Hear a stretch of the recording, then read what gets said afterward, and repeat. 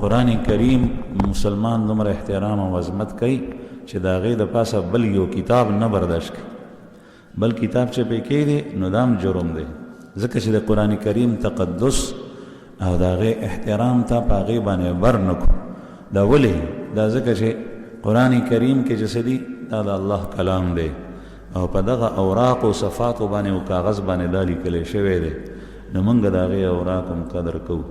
او که یو سړی دې قرآن پاک ته چې په دې المارۍ کې پروت دی بد او سپک وګوري نو دا کفر دی. نو الله جل شانه ته منسوب شي، بیا یو نیک او متقی او پارسا کس، یو ولی الله د الله نیک بنده او داغه دوست صاحب ایمان تقوادار، داغه هم د مسلمان په زړه کې قدر وي. ولې؟ ځکه چې داغه د الله جل جلاله سره دوستی ده. حدیث مبارک کی راضی صحیح روایت ہے، من آذا لی ولیا فقد آذنته بالحرب، صحیح بخاری کے من آذا لی ولیا، جس نے میرے کسی دوست کو ایذا پہنچائی، اذیت پہنچائی، تکلیف پہنچائی، صدمہ پہنچایا، فقد آذنته بالحرب، تو اس کے ساتھ میرا اعلان جنگ ہے. چچا زما یو دوست اذیت او تکلیف رسولو نو هغه سره زما اعلان جنگ دی. نو دا ټول سیزونه د ایمان سره د دې تعلق دی، د ایمان سره د هر حکم قدر کوي د اسلام، ځکه چې دی وایي دا زما د رب د دین حکم دی او د خپل رب د لویي او بړایي بیانوي، نو د هغه د دین تقدس او احترام هم په زړه کې شته، او د هغه د دین د یو جزیې او د حکم تقدس او احترام هم په زړه کې شته. نو د جاهلیت په زمانه کې بتپرستي هم هغه وی دا زمون خدایان دي. تاسو ته د دې حقیقت معلوم شوی چې دا اساف او نایله د کوم ځای نه راغلي، سره د دې هغه وی دا زمون معبودان دي. نو چې کله عبدالمطلب صاحب دا کنستل شروع کړل، په هغې کې دغه د کوی غاړه راووته او په هغې کې دا سیزونه راووتل، اوسۍ وي د سرو زرو جوړې وې، جرهم په دې کوی کې سنبالې کړې وې، خاورې پې اړولې، دا هم لاسته راغلې. هغې سره څه تورې او څه غشي دا هم لاسته راغلل، نیزې برچې وې، وسله وه. هغه زمانه کې وسله ډېره زیاته قیمتي وه، په یو توره باندې به ډېر غټ خرڅ کېدو، ځکه چې نن سبا خو کارخانې وي او په هغې کې یو شی واچو چې څنګه شی ته نه د اوسپنې راوباسې نو هغسې ترې نه راوځي، ماشینان جوړ دي، اسان کار دی. هغه زمانه کې به یو توره کله کله په یو باغ کېده، یو زغرې په یوس کې به یو باغ ورکولو د کجورو، په هغې به یې اخیسته، دومره قیمتي شی و. دا سیزونه پکې راووتل. نو قریشو دوه خبرې وکړې دې ټیم کې. یو دا وی چې دې سیزونو کې موږ تا سره شریک یو. عبدالمطلب صاحب ته وایي، هغه ورته وایي چې دې کې تاسو ما سره څنګه شریک یو؟ دا خو ما کنستل کول، تاسو زه پرېښوم نه د سره ځای ته. نو ورته وایي چې ښه موږ هم قریش یو او ته هم د قریشو نه، نو بیا زموږ کومه لار شوه، انصاف را سره وکړه، انصفنا. عبدالمطلب صاحب ورته وایي چې ټیک ته انصاف کوو، نو زما خبرې ته غوږ کېږي. وایي څه؟ وایي په دې باندې به قوره واچو ښه سړی، او په دې کې به درې قسمه شي، یو طرف ته به زه شم، یو طرف ته به خانه کعبه شي، بیت الله د الله کور، او یو طرف ته به تاسو شئ. که ستاسو په نوم راووتو خو ستاسو وي، او که زمون په نوم راووتو نو زما په نوم راووتو نو زما وي، که د خانه کعبې د خانه کعبې. نو په یو څیز باندې به یې قوره اچوله. قوره یې څنګه اچوله؟ په خانه کعبه کې غیر چاپېر د خانه کعبې نه بوتانو، او په خانه کعبه کې هم دنده بوت، ځکه چې دغه وخت کې خو نبي کریم صلی الله علیه وسلم لا دنیا ته مبعوث شوی نه دی، د کفر او شرک تیاري. په خانه کعبه کې دنده بوت، د هغې نوم و هبل، او دې جمع کې به طالبان او علما ناست دي. ابو سفیان د جنگ احد په آخر کې د دغه بوت چغه والي، اعلی هبل، اے هبل خپل دین پورته کا. نو نبی کریم صلی الله علیه وسلم صحابه ته وایي چې جواب ورکړي. نو صحابه جواب ورکو، الله اکبر، الله سب سے بڑا ہے، الله ډیر لوی دی. او الله جل جلاله خو هبل خو د دې د لاسو جوړ، هغه خو بوتو نه چاته کته شول، نه څه اورېدی شول، نه څه کولی شول. دی په بوتانو کې دی وی چې زمونږ په معبودانو کې دا غټ معبود دی، دی د خانه کعبې په منځ کې ودرولی او دې سره کویې کنستی او کویې کنجو په خانه کعبه کې. نو په هغې کې به یې څه کول چې چا به خانه کعبې ته هدایا راړه او تحایف به یې راړل، نو بیا به یې هغه په هغې کنج کې غورځول. چا به سره زر راړل په هغې کې به یې وغورځول، چا به سپین زر راړل په هغې کې به یې وغورځول، چا به دنانیر او دراهم راړل په هغې کې به یې وغورځول او دا بت به ورسره ولاړ. او چې کله به فال ایستو فال مشوره به یې کوله، نه په مشوره باندې به یې نه کول بلکې دې بت سره به یې فال وویستو، نو چې څنګه به راووتو نو هغسې به یې کول. زه به د سیرت په دې بیان کې خبرې کوم چې کوم څیز شرعاً ناجایز وي نو هغه به تاسو ته ذکر کوم. تاسو ته ما مخکې دا ویلي دا طریقې د فیصلې کولو نه دي. زمونږ په دین کې د فیصلې کولو یو څو طریقې دي، په دې ځان پوهېږئ چې ته به دا کار وکړم او که نه. یو موږ ته الله جل جلاله دین راستولی دا پوره دستور حیات دی، په دې کې قرآن کریم او سنت رسول الله دا دوه اصلین دي. فیصله به په کتاب الله کې او د الله په سنت باندې طریقه باندې حدیث باندې به کې. دریم په اجماع به فیصله کې. څلورم په قیاس او اجتهاد د مجتهد به فیصله کې. او دا څلور واړه دا د کتاب الله نه نصن صراحتن یا دلالتن ثابت دي او د رسول الله صلی الله علیه وسلم د احادیثو نه صراحتن ثابت دي.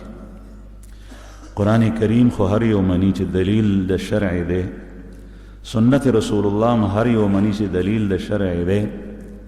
د اجماع په باره کې قرآن کریم کې دي، که تاسو نه پوهېږئ نو د اولو الامر نه تپوس وکئ. اولو الامر نه مراد هم دغه اجماع چې په کوم باندې د اهل علم اتفاق وشي. یو دغسې د رسول الله صلی الله علیه وسلم حدیث مبارک دی چې زما امت به په باطل باندې نه جمع کېږي. کله هم هر دور کې به داسې کسان وي چې هغوی به په حق باندې متحد وي. دا اجماع ده، په حق باندې به متحد وي. تاسو به دا خلک نه پرېږدئ په هر دور کې. اوس د رسول الله صلی الله علیه وسلم د دنیا نه د تشریف وړو 1400 د پاسه کاله وشول. د مجتهدینو زمونږ د دې امت د اهل حق و اجماع په ټولو مسایلو فروعاتو باندې تېره شوي ده.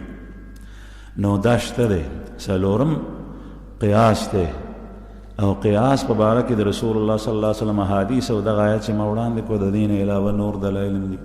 پیغمبر علیه الصلاة والسلام حضرت معاذ ابن جبل یمن ته استولو چې کله یمن فتح شو وی چې لاړ شه هلته او د هغه خلکو فیصلې وکړې.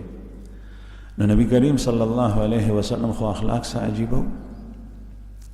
پیغمبر علیه الصلاة والسلام رحمت للعالمین او ډېر پاکیزه او ښکلي اخلاق او ډېره تواضع او عاجزي و پکې. نو معاذ ته یې وی ته سور شه په سورلۍ د پاسه یې سور کو او په خپله یې د معاذ د سورلۍ رکاب ونیو ښکته ورسره روان. دا سید الرسل خاتم النبیین دی. بعد از خدا بزرگ توی قصه مختصر. الله جل جلاله پسې په مخلوق کې د ټولو نه افضل ترین هستی او شخصیت هغه محمد رسول الله صلی الله علیه وسلم. د تواضع دا حالت دی. نن سبا چې ناظم جوړ شي نو ټیزې په ډبلۍ نه ماتېږي، وړاندې ورستو ته نه خلک ځي او دی ځان ته څه وایي او بیا چې ورو غټېږي هغه خو پرېږده. دا محمد رسول الله صلی الله علیه وسلم. معاذ ابن جبل استی په سورلۍ باندې نو تپوس دې کوي، نور نصیحتونه یې ورته وکړل. بیا ترې تپوس کوي چې بما تقضي یا معاذ، بما تقضي یا معاذ، اے معاذ ته به په څه باندې فیصله کې چې تا ته قضیه راشي فیصله به پسه کې. حضرت معاذ ورته عرض وکړو یا رسول الله بکتاب الله، د الله په کتاب باندې به فیصله کوم. نبی کریم صلی الله علیه وسلم ورته وفرمایل فإن لم تجد، اے معاذ کو کتاب الله کې هغه مسله نه وه او د هغې حکم په کتاب الله کې نو بیا به پسه فیصله کې. بیا ورته وایي فبسنت رسول الله، نو د الله د رسول په لار به فیصله کوم چې څه د الله د رسول لار ده او طرز زندگی د سنت نه مراد ګوره یاد ساته یو حدیث نه دی بلکې لار د محمد رسول الله صلی الله علیه وسلم. بعض خلک یو حدیث راوالي دي ته سنت، دي ته حدیث وي، او سنت ویل کېږي لارې ته ټول طرز زندگی پکې راځي د نبی کریم صلی الله علیه وسلم ټول طرز زندگی. اوس تاسو ته یو مثال در کوم، په خبره کې خبره راځي.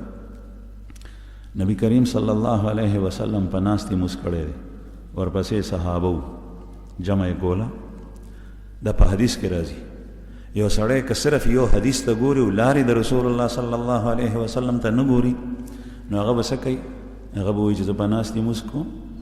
دی به روغ رمټ وي، دی به د 25 کالو زلمی، دی به د 40 کالو مضبوط ځوان او سړی تکړه، او دی به روغ رمټ وي، دی به په ناستې باندې موس کوي، په ناستې به امامت کوي، خلک به ورپسې ولاړي. ولې؟ حدیث کې راغلی. حالانکه ټوله زندگی چې وګورې نو بیا پته لګېږي چې دا موز رسول الله صلی الله علیه وسلم ذکر کړی چې پیغمبر علیه الصلاة والسلام په یو واقعه کې د اس نه مبارک پرېوتی و، نو دا یو اړخ یې ټول لګېدلی و او تکلیف ورته رسېدلی و، نو ودرېدی نه شو، نو موز به یې په ناستې کولو. نو چې ته کله داسې بیمار شې نو ته هم په ناستې کوه، او چې روغ یې نو بیا به په هغه حدیثو عمل کې. نو که یو حدیث سړی اخلي نو په ټول عمر به په ناستې موس کوي، او که طرز زندگی د رسول الله صلی الله علیه وسلم اخلي نو دی چې روغ نه به ولاړې به موس کوي، او چې بیمار شي نو بیا به په ناستې کوي. تاسو به زما په دې خبره پوه شوي. دا زه ځکه ویم چې نن سبا داسې خلک به تاسو وینئ چې هغه به وایي چې زه خو حدیث اخلم د رسول الله صلی الله علیه وسلم صحیح روایت، حالانکه ټول حدیث د هغې نه علاوه به پرېږدي. نو حضرت معاذ ابن جبل نبی کریم صلی الله علیه وسلم چې تپوس وکړو په کتاب الله کې نی، نو بیا به په څه باندې فیصله کې؟ بسنت رسول الله، د الله د رسول چې کومه لار ده، کومه طرز زندگی ده، په هغې به فیصله کو. بیا ورته فرمایل فإن لم تجد، اگر اس میں بھی تو نہ پائے تو، که سنت کې نه وي بیا به څه کې؟ بیا یې وفرمایل اجتهد برأیي، زه به بیا اجتهاد کوم او خپل رای به راوباسم د کتاب الله او سنت رسول الله نه، نو چې زما رای د هغې موافق شي نو په هغې باندې به عمل کوم. د رای ټکی هم استعمال شوی دی حدیث مبارک کې، او د اجتهاد ټکی هم استعمال شوی دی. نن سبا داسې عجیبه عجیبه فتنې راووتې چې په دې مسلمانانو کې خلک په فرقه بندیو کې تقسیم شوي. دی به وایي چې اجتهاد نشته او رای نشته. رای نه مراد هغه رای نشته دی چې کوم د دین خلاف وي، کومه رای چې د قرآن پاک آیت تفسیر کوي، د رسول الله صلی الله علیه وسلم د حدیث مبارک شرح کوي، د هغې کې پرته مسله په آسان شکل کې خلکو ته بیانوي، دې ته اجتهاد ویلی کېږي او قیاس. د دې ثبوت د کتاب الله نه او د سنت رسول الله صلی الله علیه وسلم. وی زه به یا رسول الله اجتهاد کوم د خپل رای، سوچ به کوم، نو چې کوم طرف ته مې سوچ برابر شي د کتاب الله او سنت رسول الله په رڼا کې، نو په هغې به فیصله کوم. نبی کریم صلی الله علیه وسلم ورته دا ونه فرمایل چې ها دا درېیم دی څه ټکی ووایي، څه یې وفرمایل؟ الحمد لله الذي وفق رسول الله صلی الله علیه وسلم. الحمد لله، ټول تعریف هغه الله پاک لره دی. نبی کریم صلی الله علیه وسلم دا وفرمایل چې د الله د رسول استازي او قاصد ته توفیق ورکو د حق خبرې او په حق باندې د فیصلې کولو. تایید یې وفرمایل. نیوم یې عرض دا کولو چې زمونږ د فیصلې طریقې چې کله اختلاف راشي هغه په څه باندې ده؟ کتاب الله، سنت رسول الله، اجماع، قیاس، دې ته ادله شرعیه وایي. شرعي دلایلو باندې به فیصله کوي. دویم که چېرې داسې مسله وي چې هغه په کتاب الله سنت رسول الله کې ني او ته یو د هغې دغه راوباسې حل راوباسې، نو دغه وخت کې مشوره کوئ. مسلمانان خپله کې دې کینې شورا په مشورې سره مسله حل کوي. قرآن کریم کې الله پاک داسې قسم مسایلو په باره کې فرمایي چې تر اوسه پورې په هغې کې حکم نو نازل شوی. رسول الله صلی الله علیه وسلم ته فرمایي وشاورهم فی الامر فاذا عزمت فتوکل علی الله. مشوره کوه د دوی سره، د خپلو ملګرو سره، او چې کله ته په یو معامله باندې پخه اراده وکړې نو بیا په الله باندې اعتماد کو، توکل کو، بروسه کو او هغه کار کوه. نو بله ده چې په مشوره باندې عمل کوي.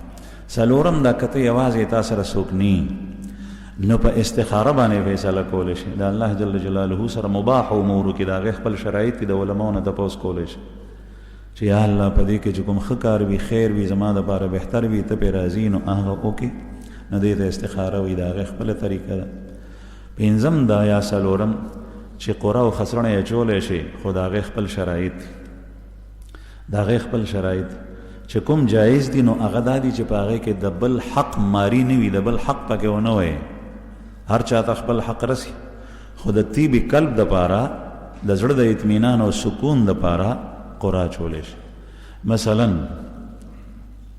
دا غوښه تقسیمیږي د قربانۍ په موقع، د قربانۍ په اختر کې، او دا غوښه تقسیم شوه په دې انداز باندې چې د هډوکو والا غوښه یو ډېری کا، او صفا غوښه بغیر هډوکې بله ډېری کا، او سر خپې بل ډېری کی، او د دریو کسانو څاروی مشترک دی. نو په دې باندې خسرڼه یې اچوي چې هلکه که د چا سمه غوښه راووته بغیر هډوکي، خو هغه به هغه اخلي، او چې د چا هډوکو سره راووته نو هغه به هغه اخلي، او چې د چا په برخه کې سر او خپې راووتله او کلیجي، نو دا به هغه اخلي. نو دا تقسیم خطا دی. دې ځای کې خسرڼې اچول دا حرام دي، ګناه ده. ولې؟ په دې کې حق تلفي کېږي، ځکه چې بغیر هډوکي غوښه قیمتي وي، هډوکي والا هغه کم قیمت دی، او سر او خپې د هغې نه هم کم قیمت وي. نو هغه تا یو ته کې او دا د بل ته کې، نو دا قره چې دا خسرڼې دا حرام دي. د جاهلیت په زمانه کې به دا قسم قره اچولی شو. یا دا ووایې چې دوو کسانو څاروی حلال کړی دی، نو ته وایې چې بس د چا راووتو نو د هغه به دا بل به محروم وي، نو خسرڼې دې واچولو چې چا راووتو هغه یې وړه، دا بل دغسې شپیلي وي. نو دا حرام دي، ځکه چې په دې کې حق تلفي وشو. که چېرې ترتیب دا وي چې دا هډوکو والا غوښه هغه، او دا صفا غوښه بغیر هډوکو دا دې یو ځای کړه، او دا سر او خپې دا دې م یو ځای کړل، او د هر یو ډیري نه په برابر مقدار باندې په ټولو ډیرو باندې تقسیم کړه. هر یو کې د سر او خپو غوښه هم شته، په هر یو کې عین هم شته، په هر یو کې بغیر هډوکي غوښه هم شته، په هر یو کې د هډوکي واله هم شته. بیا دې هغه وتلله په تله باندې، او هغه ټوله برابر وخته، مثلا 14 سیره. او اوس چې کوم دی نو ته خسرڼې وباسي چې دا ډېری د چا په نوم راووت، نو دا به د هغې، او دا د چا په نوم دا به د هغې. که بغیر خسرڼې تقسیم کړي نو هم ټیک ده، دغسې کوو مونږ عموما. خو که چېرې یو کس دې ته ګوري چې اسیني چې دا دې کې ښه غوښې، نو دغه وخت کې په دې زړه کې د باسې هیرسي و لالچي سړیا سي یو خار غوندې راځي، نو د هغه د طیبي قلب دپاره دغه وخت کې ته خسرڼې واچو. یا پخوا مونږ چې واړو مشران به مو لیدل، نو یو کس به ورته به چې مخ اخوا که شا که، هغه به شا که، بیا به د په یو باندې لاس کې، خو دا د چا، هغه به دا د فلان کې، دا د چا، دا د فلان کې، نو هغه به هغه ته تله. نو دا هم ټیک ده، خو چې دا مخکې صورتونه او شرایط ټول برابر وي چې ما تاسو ته کوم بیان کړ. دغه زمانه کې اوس سیرت ته وصل خبرې ته راځو چې د جاهلیت په زمانه کې کوم فال به ایسته کېدو، نو هغه به داسې و چې یو به محروم کو او بل به ټوله یې وړه، یا یو ته به ښه شی لاړو، بل ته به بد شی لاړو، داسې به یې کول. دا فال حرام دی. دا فال که اوس هم څوک وباسي، دا خسرڼې، دا قراندازي، دا فال دا حرام دی چې په هغې کې حق تلفي کېږي. یو کس دی مثلا زه یو انعام ورکول غواړم، 3 کسان دي، نو دې 3 واړو ته یې نه ورکوم، یو ته یې ورکوم، او 3 واړو کې شک کوم چې کوم ته یې ورکم، نو زه خسرڼې وباسم، نو دا ټیک ده، ځکه چې دې 3 واړو کې د یو قسم ما سره حق نشته. هدیه ورکوم، هبه ورکوم، بخشش صدقه ورکوم، خو بیا هم چې دې کې کوم یو کس ته ورکم، نو دا خو زما مال دی، دې کې د چا حق تلفي نشته دی. دې دپاره که زه طیبي قلب دپاره داسې کار وکړم، نو جایز دی. نو د جاهلیت په زمانه کې دغه هبل بت په خانقاهوه کې به پروت، د سره به غشي و، هغې غشي به مختلف نومونه لیکلي وو. دی چې به رشتې کولې نو هم به فال ایستو، او چې بل یو عمل به یې کولو چېرته به تلل نو هم به فال ایستو، او چې سړی به قتل شوی دیت به په چا راوستو نو هم به فال ایستو، یا چا په نوم به راووتو دیت به په هغه رالو، نور نه. نو دا ټول غلطې طریقې وي. خو د جاهلیت زمانه وه، ښودونکی څوک نو، رهنما او رهبر څوک نو، پیغمبر څوک نو، ما به اوس دغسې به یې کول. نو عبدالمطلب ورته ووایي چې انصاف دا دی چې راځئ خسرڼه یې پرې واچو. نو دلته یې رالل، نو 2 غشي تور هغه د عبدالمطلب صاحب شول، او 2 غشي سپین د نورو قریشو شول، او 2 غشي زیړ رنګ و هغه د خانه کعبې شول. نو هغه اوسۍ چې وې د سرو زرو نو په هغې باندې چې خسڼې واچولو نو خانه کعبې راووتې او دا کومه وسله چې وه نو په هغې چې واچولو نو د عبدالمطلب صاحب راووتې او قریش دغسې خالي پاتې شو نو هغوی وایي چې ټیک ته تا انصاف کړی دی نو هغه وسله ده راواغېسته او هغه اوسۍ د خانه کعبې کې ځوړندې کې ړومبۍ هدیه د دلته نه بیا شروع شوي ده د عبدالمطلب صاحب نه مخکې دا مسدود و بنده شوي وه د خانه کعبې هدایا چې خلکو به راړل نو د دې ځای نه شروع شوي ده او بیا پرتې وې بیا به خلکو سرو سپین زر راړل خانه کعبې دپاره یو دا کار وکړو دویم په دې ځای باندې اختلاف هغوی ورته چې موږ به دې کوهي کې ځان سره شریک کړې ځکه چې په دې زمانه کې اوبه انتهایي قیمتي وي په عربو کې خصوصا بیا په مکه مکرمه کې ډېرې قیمتي وي په عربو کې تر اوسه پورې د خاریو او د علاقو نومونه هغه په اوبو باندې دي او په منځ کې دا خبره زما عزتمنو عرض کړم چې اوبه انتهایي قیمتي نعمت دی د الله پاک اوبو باندې ته اودس کې ته پاکېږي نه بغیر د اوبو نه اوبو باندې ته غسل کې ستا ډول بدن حدث پې باندې لري شي نشي پاکېدی بغیر د اوبو نه اوبه تسکې ستا ساه ده په اوبو کې چې اوبه نی د تندې د لاسه سړی مري اوبو باندې تک پخلی کې کټوۍ پې پخې چای پې پخې په اوبو باندې تک کپړې نجس او پلیتې او خیرنې وینځې دا د الله جل جلاله څومره لوی نعمت دی نن سبا دغه عظیم نعمت چې کوم ځای کې شته هغه یې بېدرېغه ضایع کوي بېدرېغه ضایع کوي دا نعمتونه لګېدلي دي حکومت ټیوبویل ایستی دی بمبه راغلي دا په لاره کې دا بمبه دې دپاره وه چې لاروی ځي چېرته څوک لوښی ډکوي چېرته ضرورت وي نو ویس کا نو هغه بمبې ماتې کړي دي چې څنګه اوبه مشین چالو شي نو دا بمبې دغسې فضول بهیږي دا د الله جل شانه په نعمت کې اسراف او تبذیر دی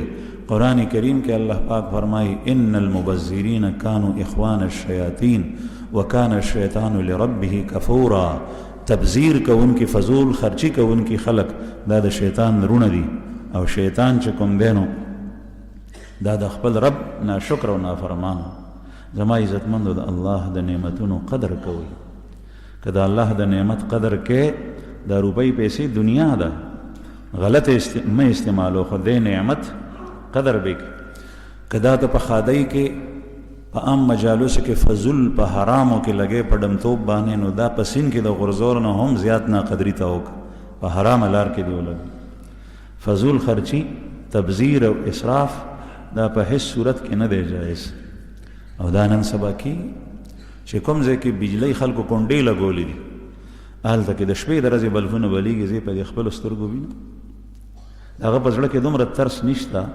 چې دا بجلی دې ټوله علاقه کې پکارېږي یو خدا چې زه یې دغسې حرامه راولم خلکو په جایز طریقه باندې لګولي نو د هغې به څه حالت زمونږ په دې دارالایمان باندې د دې میاشتې نه مخکې میاشت بل راغلو 80,000 روپۍ دغه څیزونه بلیږي ستاسو په سر چې دا پکې دي د بلفونه دي او مونږ د تعمیري حالت کې یو مونږ سره خو څه نشته مونږ خو د خدای ملنګان یو فقیران 80,000 روپۍ په دې باندې بل راغلی و دا چېرته نه والله اعلم پته یې نه بل مو جمع بعضې ځایونه داسې دي چې هلته کې شته دی نو په اوړي په ژمي په هغې باندې هیټر چلیږي پخلی پې کېږي لرګی نه بلیږي ګیس سلنډر نه بلیږي ولې بجلي ده په کور کې طاقت یې شته دی نو په هر یو کمره کې اے سی لګولی هغه هم پې باندې چلیږي او بجلی بل نه ورکوي د دې به په ورځ د قیامت تپوس کوي ځکه چې دا یوازې د صدر د وزیر اعظم نه ده دا زما او ستا او د ملک د یو غریب مسکین فقیر یتیم د هغې ټولو په دې کې برخه ده ته د نورو حصه دغسې استعمالې په ناجایز طریقې سره په ورځ د قیامت به تا نه تپوس کېږي دلته خو زموږ صدر هم غل دی وزیر اعظم هم غل دی وزیران هم غل دی هغه به وي که څوک ښه وي هغه به ښي الله جل شانه ته د هر چا پته ده موږ صفا چاته نه شو ویلی چې فلان کې دا دی چې د چا په باره کې پته ولګي نو هغه بیا وي خو هلته به په ورځ د قیامت الله جل جلاله تپوس کوي دغسې زما عزتمنده ده او بل لوی نعمت دی ما ته هغه وخت هم یاد دی چې زمونږ والدې به په کور کې لوښي وینځل نو د غولي په منځ کې به یې دومره کونج کړی و نو اوبه به مونږ د سیند نه راړې د سیند نه زنانه به د شپې راړې نارینه به د ورځې راړې نو شپږ یا اووه منګي یا پنځه منګي دا به شوروز شپه او ورځ ټولو دپاره دا کافي و دا به اودسونو کې م استعمالېدل دا پنځه منګي دا به د پخلی دپاره هم استعمالول، دا به هر څه دپاره استعمالېده. نو بیا به یې څومره په قدر استعمالولې، دومره کنج به یې کړی او نالۍ به نه وي د کورونو نه، د نکاسۍ. نو چې لوښي به یې ووینځل نو په هغې کې به هغه اوبه تلې. نو بیا به مونږ چې ماشومانو نو مونږ ته به یې په خراب لوښي کې دا اوبه بیا واچولې، راته به وایي چې دا کنده کې واړوئ، لاره کې داسې ځای کې واړوئ چې هلته چاته تکلیف نه وي. بیا به ما هغه لوښی ډک کو، په سر به مو که نو هغه اوبه مو بهر اړولې. دومره په انتهایی احتیاط سره به دا اوبه استعمالېدې. ولې د سیند نه به مو راړې. اوس اوبه څومره په بې احتیاطۍ سره استعمالېږي. غټه بمبه ده دلته کې بهیږي او هغه چې کوم دی نو هغه فضول دغه کېږي، ضایع کېږي. نو زما عزتمندو عرض مې دا کولو چې دا اوبه ډېر قیمتي شی و. بیا د زمزم کویې، بیا دې ټولو عربو دا منل چې زموږ د نیکه د اسماعیل علیه السلام کویې دی. وی مونږ په دې کې تاسو سره شریک یو. عبدالمطلب صاحب وی چې تاسو خو ما څخه راتلی نه، زما مې لاس نیول چې ما کویې کنستو، او چې ما بیا کنستو تاسو لرې ناست وئ تماشه مه کوله. نو تاسو د شراکت وایي، په دې کې به فیصله په انصاف کېږي. هغوی وی مونږ سره انصاف وکړه. نو انصاف څنګه وکړو؟ چا ورته ووایي چې شام طرف ته یو هلته کې څه کاهنین دي، هغه زمانه کې کاهنین و، غیبانه خبرونه به خلکو ته وی. وی هلته به لاړ شو نو په هغه به فیصله وکړو. نو د مکې نه روان شول. تاسو وګورئ د مدینې منورې نن سبا 4.5 کیلومیټره په نیغ موټروی باندې لار ده، او هغه زمانه کې خو داسې په شګو په غرونو کې ځه. او دا د مدینې نه مخکې شام ته روان شول دې فیصلې دپاره چې په دې کوی باندې جګړه. عبدالمطلب صاحب دا نه غوښتل چې جګړه پې وشي. د ده مطلب دا و چې مشري به د دې زما په لاس کې وي او به ټولو ته زه ورکوم. هغه یې وی چې مشري به زمونږ په لاس کې، یا یې شریک که را سره په مشرۍ کې.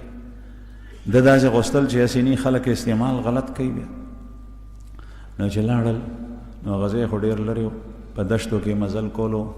د سیرت کتابونه لیکلي دي ابن اسحاق، وایي چې په لاره کې دی تږي شول، خپلې اوبه ورسره ختمې شو. عبدالمطلب صاحب د خپل خاندان د بنو هاشم افراد مغشتي، د بنو عبدمناف او د قریشو د ټولو قبیلو خلک هم ورسره وو. نو دی سره اوبه ختمې شوې، د قریشو هغه خلکو سره وې او د خپلو ملګرو سره ختمې شوې. د سره د تندې نه حالت ډېر سخت شو. هغه یې ورته وایي چې مونږ ته اوبه راکړه. هغې ورته وایي چې مونږ خو اوبه نه درکړو، چې مونږ تاسو ته درکړو مونږ به څه کوو. دومره عجیبه شی دی. اوبه په خپل ځان یریږي نو دی ته نه ورکوي. دی سخت د تږي په حالت کې و. نو دی وایي چې مشوره کوو. نو خپلو ملګرو ته وایي چې یو څو کسان به سره د خپل قوم وو، وایي ستاسو څه رایه ده؟ وایي صاحب چې څنګه فیصله تا وکړه هغسې به کوو. وایي چې داسې به وکړو چې هر یو کس ځان ته یو کنج وکنئ د قبر دپاره، او هغه کنجان وکنئ چې کوم یو سړی مري نو هغه به هغې کې دفن کوو، چې بل مړ شي نو بیا به پاتې کسان به هغه دفن کړي، خاوره پرې راواړئ چې لاشونه مو بهر پاتې نه شي. دغسې به دفن کوو چې په آخر کې یو سړی پاتې شي. نو هغه یو سړی که ضایع شو مارغان او ځناورو خوړو خیر دی، او کم از کم دا نور خو په دغه کې په ډوغل کې دننه شي، خاوره پرې واړو. وایي چې ټیک ده، کنجان یې وکنستل. په دې ځای کې एकदम عبدالمطلب صاحب رایې بدله شو. او علما لیکي، سیرت نگار لیکي چې عبدالمطلب صاحب چونکې د رسول الله صلی الله علیه وسلم نیکه دی، لار ښودونکی د ده په علاقه کې څوک شته دی نه پیغمبر. نو الله جل شانه به رهنمایي کوله. دې ته الهام وایي او دې ته محدثون وایي چې الله پاک به په زړه کې خبره واچوله چې داسې وکړه. پیغمبر نو چې په هغه باندې وحي راتله. چونکې دی نبی کریم صلی الله علیه وسلم نیکه دی، صرف په منځ کې د پلار د عبدالله صاحب واسطه ده. نو الله پاک به د ده رهنمایي په خوب کې کوله، د الهام په شکل کې به کوله. په نورو طریقې چې کومې ناجایزې وي نو په هغې باندې به ده ته به خیر لارښول چې داسې وکړه. د زمزم کویې د خوب په ذریعه باندې وکنستو. د ده په باره کې تاسو ته مخکې بیان شوي چې کوم څیزونه ډېر زیات خلاف شرع څیزونه چې تر اوسه پورې شریعت او دین او مذهب او اسلام نشته او وحي نه راځي، هغه عبدالمطلب صاحب ته په زړه کې الله پاک اچولو چې دا څیزونه حرام دي نو هغې منې کول. داسې مه کوئ، داسې مه کوئ، داسې مه کوئ. د دې تذکره تاسو ته شوي وو. نو دغه وخت کې الله پاک رهنمایي کوي. نو एकदम یې هغه ایثار کړی وي چې بس ته نور مه کنئ، او بیا وایي چې داسې چل کوو چې تر څو پورې مونږ کې همت شته. دا خو عجز دی چې مونږ اوس دغه ځای کې مرو ناست یو په مخ کې نه ځو، چې تر څو را کې همت ته د یو څو قدمه اخیستی شو نو تر هغې به مخکې ځو، چې کوم ځای کې بیا مړه شو بیا به مړه یو، خو دا خپل قوت په دې بلچۍ او په دې کنستو نه صرف کوو، ځئ چې ځو.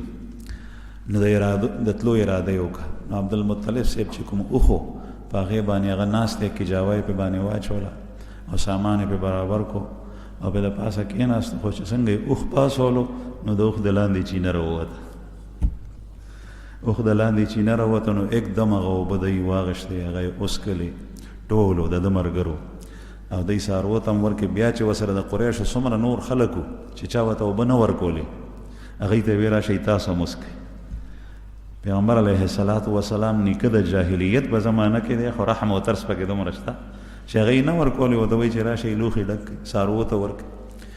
دی ووې ټولو وایي چې صاحب دغه کویې د زمزم ستا حق دی، ځکه چې الله جل جلاله تا ته په لاره کې فیصله وکړه او ستا د سورلۍ د لاندې اوبه راووتې، نو هلته تلو ته اجازت نشته، موږ د سره جګړه نه کوو، په دې باندې تولی او مشري ستا ده، دا هلته نه راواپس شه. بیا چې کله راورسېدل نو عبدالمطلب صاحب د کوی د کنستو په دوران کې که یا الله دا کویې راووتو، دا زمزم اوبه راووتې، نو نظر یې منلی او منښته یې کړي وه او نظر یې دا منلی و چې ما ته ته که خیري 10 زامن راکې 10 زامن او هغوی زما سره د کار او د لاس پورته کولو د جوګه شي، نو زه به په هغې 10 زامنو کې بیا یو زوی ستا په نوم باندې قرباني کوم. اوس دا نظر منل حرام دي، هغه د جاهلیت زمانه دا نظر منل حرام دي. ابراهیم علیه السلام چې زوی د ذبح دپاره روان کړی و، هغه د الله حکم او هغه د الله پیغمبر و. اوس که څوک وایي چې ما ته په خوب کې حکم شوی خدای راته ویلی دي، نو دا دروغجن دی، کذاب دی. او بل دا که چېرې دا ناپوهی نو دته شیطان ویلی دي، ابلیس، خدای ورته نه دی ویلي، ځکه چې الله پاک چاته په خوب کې داسې احکام نه بیانوي چې په هغې باندې حرمت هغه نص سره راغلی دی. قرآن کریم کې صریح نص دی، ولا تقتلوا اولادکم، تاسو خپل بچي او اولاد مه قتلوئ. د دې خلاف چاته په خوب کې نشي کېدی. په دې پنجاب طرف ته سند طرف ته چې لاړ شي، هلته داسې کیسې کله کله کېږي. خوب کې مې لیدلي وو چې دا زوی ذبح، خوب کې مې لیدلي وو چې دا لور حلال، خوب کې مې لیدلي وو چې دا فلانکي زیارت ته او بابا ته ورکړه، هلته یې وقف کړه.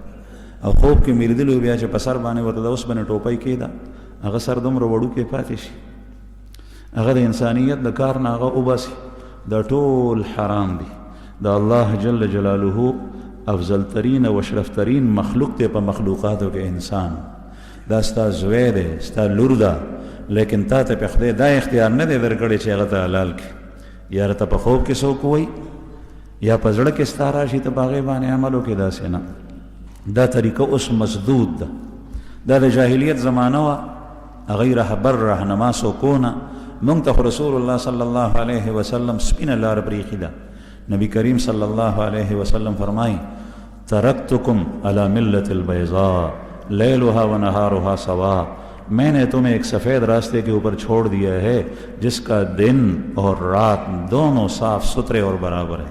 شپرم رڼا ده او رزم رڼا ده، ہر سے معلوم دی، حق حق تھی، واضح واضح، باطل باطل لی. الحلال بین والحرام بین، حلال واضح او حرام واضح، و بینهما مشتبهات، او د دې په منځ کې بعضې امور مشتبه دي. نو عرض مې دا کولو زما عزتمندو چې دا طریقه اوس د نظر نه ده، د جاهلیت زمانه. عبدالمطلب صاحب ووایي که ما ته د زامن راکړې یا الله، او چې کله هغه ځوانۍ ته ورسېږي بلوغ ته، نو په هغې کې به یو زوی ستا په نوم باندې قرباني کوو. نو د عبدالمطلب صاحب 10 زامن وشول. په دې 10 زامنو کې عبدالله د محمد رسول الله صلی الله علیه وسلم والد ماجد دامو، دا ټولو کې کشر. او دا د مختلفو میندو اولادو دا 10 بچي. دا عبدالله خپل رور ابو طالب او زبیر، دا 3 واړه د یو مور دي.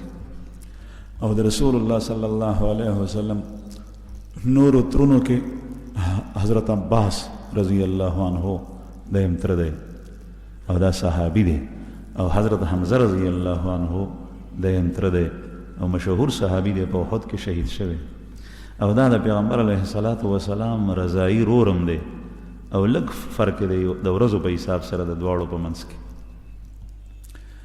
نو چې کله د الله زامن پوره شول نو عبدالمطلب صاحب د زامنو کې یو زوی ذبح کوي. نو وایي چې څنګه چلو کو؟ نو لاړو هوبل ته بیا اوس خسړی چې د چا په نوم باندې راووتو نو هغه به ذبح کولو ته بیایم. نو چې کله یې غشي وغورځول او راویویستو نو د عبدالله صاحب په نوم باندې راووت. زامنو ته یې وویل چې دغسې ما نظر منلی او ما د الله سره واده کړي او ستاسو سره یې ده. نو زامنو ته وویل چې پلاره چې څنګه دې خوښوي تا ته مونږ اجازت د کفر شرک زمانه ده وګورئ. او زامن یې دومره فرمان بردار چې حلالې ته یو انتخاب کوي په هغې کې ټول اجازت ورکوي. ټول زامن یې تیار دي وایي چې په چا باندې ته ګوته کېدې مونږ تیار. نن سبا اسلام دی په هر کور کې او زوی د پلار دپاره ښځه نشي پرېښوی، نافرمانه ښځه. ابراهیم علیه السلام بچی اسماعیل علیه السلام ښځې سره یې ښه وخت تېرېږي خو صرف ناشکري وه پکې. ابراهیم علیه السلام سوال جواب ته پرېښو مخامخ هم نه دي ویلي او په اشارو کنایو کې سوال جواب پرېښو. اسماعیل علیه السلام پې عمل وکړو هغه ښځه یې پرېښو بلې ښځې سره یې نکاح وکړه. او نن سبا یو کس یو زوی د پلار د خبرې په مقابله کې خپله خبره نه غورځوي. د پلار خبره دې وغورځوي خپله خبره نه غورځول ته نه یې تر ښځه او مال دولت خو لا پرېږده. که مور یې بوډۍ وي که پلار یې بوډای هغه ته ضرورت وي نو دی هغه ته خرچې ورکولو ته نه دی تیار. نن سبا عجیبه حالت دا دی چې هر یو ته خپل حق مخې ته ښکاري د بل نه. د پلار څه حق دی دا نه پېژني څوک. زما په بل پورې څه حق کېږي دا پېژني. زما حقوق په دې پلار باندې څه دي دا یې پېژندلي دي او زما د پلار په ما پورې څه حقوق دي دا یې نه دي پېژندلي. بس هر یو سړی د خپل حق په اغشتو په وصولولو په دغه کې لګیا دی سوچ کې لګیا دی نو کینچاتانی دی لکه د چرګانو د سپو جنګېدل دي. پلار د خپل حق د وصولولو کوشش کوي زوی د خپل حق د وصولولو کوشش کوي. دا صرف او صرف خپل سود او زیان دی خود غرضي ده. حالانکه مسلمان ته خدا په کار ده چې د سر فرست د پردي حقوقو پیژني. نبی کریم صلی الله علیه وسلم صحابو ته وفرمایل چې بادشاهان براشي غیب عمرای. نبی یا رسول الله هغه وخت کې به د وخت تېرولو طریقه څه د تاسو مونږ د نصیحت وکوي. ورته یې وفرمایل چې د هغوی تاسو پورې کوم حق دی هغه ورکوئ او خپل حق د الله نه غواړئ. د حل طریقه نبی کریم صلی الله علیه وسلم صحابو ته ښولي.